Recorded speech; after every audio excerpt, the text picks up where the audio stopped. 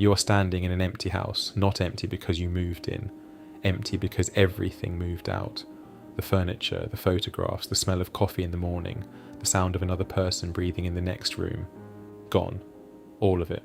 Gone in ways that paperwork cannot fully explain and silence makes permanent. You are 50 years old, and you are standing in the middle of what used to be your life, looking at the outlines on the walls where the pictures hung, at the indentations in the carpet where the couch sat for 19 years, at the kitchen counter where you made lunches for children who now live somewhere else and call you on Sundays when they remember. This is not rock bottom in the movies. There is no dramatic music. There is no slow motion. There is just the hum of the refrigerator, just the faint smell of a life that existed, just you, in a house that is no longer a home, in a body that feels 20 years older than the number on your driver's license, wondering what on earth you are supposed to do now. You are starting over in life at 50, and you have no idea how. Let's go back, because you didn't arrive here suddenly, you arrived here slowly, the way a tree falls, not in the storm, but from the rot that began years before the storm ever came. You built something, you have to say that, you built something real. The business took 11 years to get off the ground. 11 years of credit card debt, of working weekends, of missing school plays and lying awake at 2 a.m. running numbers that never quite worked out the way you needed them to. But eventually they did. Eventually the thing breathed. Eventually you could look at what you created and feel something close to pride. And the marriage, you chose each other, you meant every word, that's important to hold on to, you meant every word. But meaning and sustaining are two different muscles. And somewhere in the grinding work of building the career, you forgot to train the second one. The conversations got shorter. The distance grew in centimetres, not miles, imperceptible on any given Tuesday, devastating across a decade. You both changed. You changed in directions that stopped overlapping. The business began its decline around the same time, not because of any single catastrophic decision, because the market shifted and you were slow to see it, because you trusted someone you shouldn't have, because you were tired in ways that made you careless, and carelessness in business is just delayed failure waiting for a date. You lost the accounts, then the staff, then the office, then the savings you had used as a buffer dissolved the way savings do when there is no income replacing them. The divorce was finalised on a Thursday. You remember the day specifically, not because it felt monumental, but because it felt ordinary.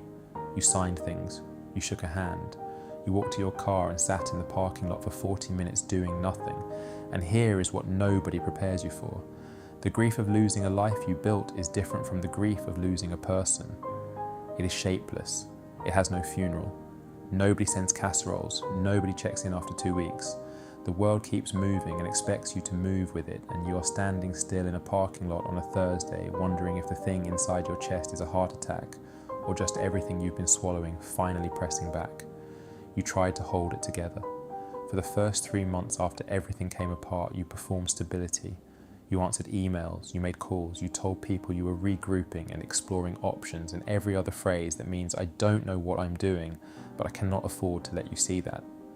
You moved into a smaller place, much smaller, the kind of apartment you never imagined living in at this age, with thin walls and a parking lot view and a radiator that makes sounds at 3 a.m. like it too is struggling.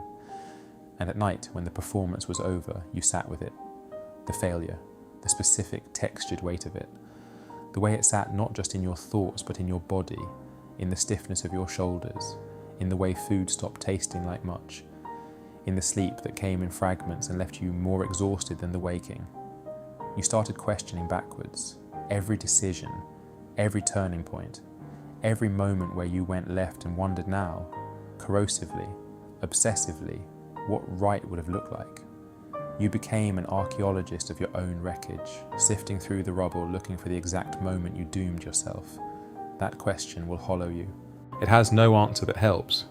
It has no answer that rebuilds anything. It is the question your fear asks, because your fear would rather keep you archaeological than architectural, would rather have you studying ruins than drawing blueprints. And you reached a morning. You will know exactly which morning I mean, where you sat on the edge of your bed in that small apartment with thin walls, and you had a choice. Not a grand choice, not a cinematic choice, a quiet, brutal, private choice. Stay here or begin. Here is the truth that no one says clearly enough. 50 is not too late. 50 is not the beginning of the end. 50 is the point at which, for the first time in your life, you know enough to actually build something that lasts. And the losses, every single one, are not evidence of your failure. They are tuition, brutal, expensive, comprehensive tuition for a degree most people never earn. You know things now that you cannot know at 30. You know who you are under pressure. You have seen yourself at your worst, and you survived your worst, and there is a specific kind of fearlessness that only that knowledge can give you. You cannot be threatened by failure in the same way. You have already failed at the highest possible level. The worst already happened, and you are still here. Starting over in life at 50 is not the tragedy it looks like from the outside.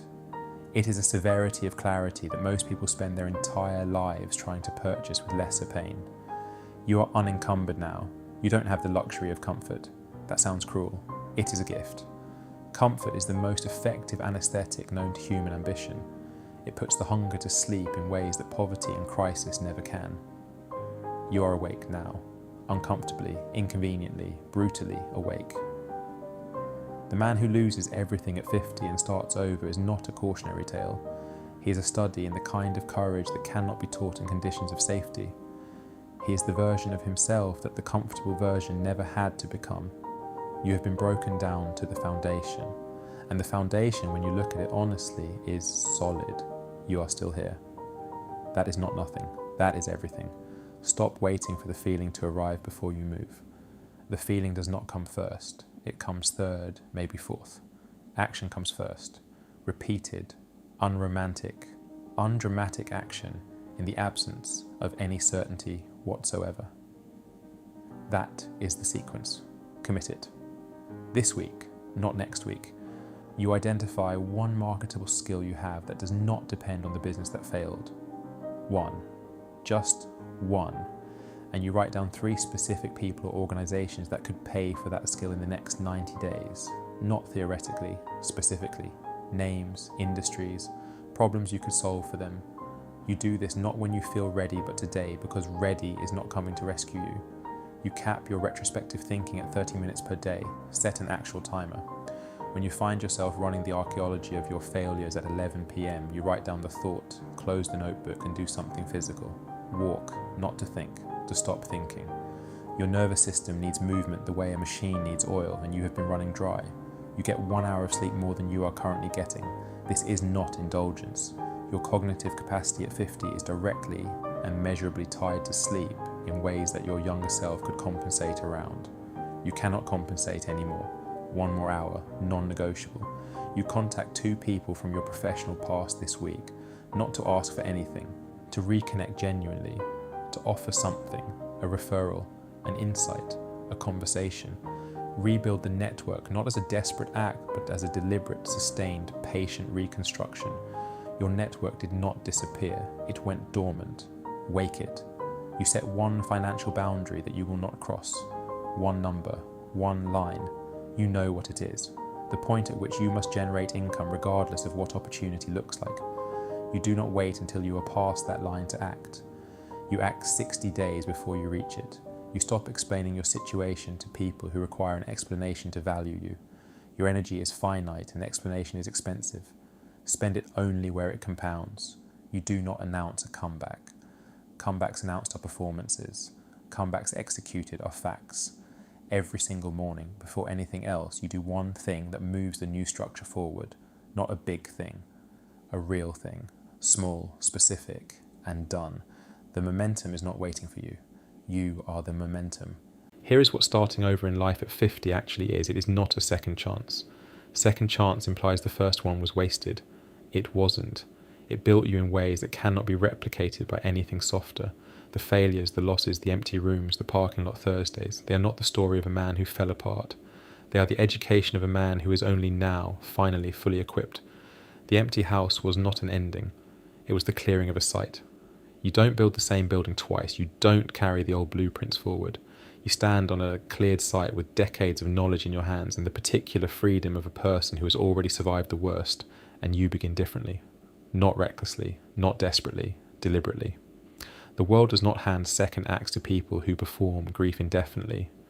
It hands them to people who, at some unannounced moment in some small apartment with thin walls and a parking lot view, decide that the chapter that ended does not determine the one that begins. You are 50. You know enough now to build something that lasts. You're still standing in the house.